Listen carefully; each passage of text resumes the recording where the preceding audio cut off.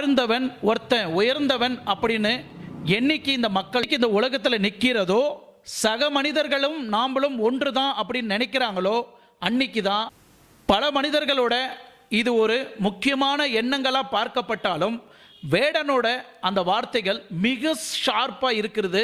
அந்த ஷார்ப்புக்காக தான் இன்னைக்கு இந்த அளவுக்கு எதிர்ப்பு தெரிவிச்சிருக்கிறாங்க.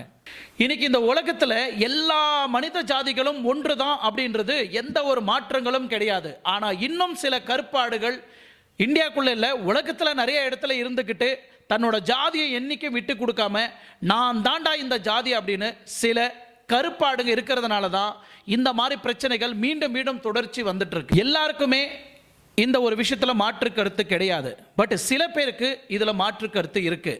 ஏன்னா சில நபர்கள் நம்மளோட உச்சத்தில் இருக்கிறதுனால அவங்கள எந்த ஒரு கேள்வியும் கேட்க முடியாத அந்த ஒரு தருணத்தில் இந்த வேடன் பாடல் மூலிமா அவங்க காதில் போய்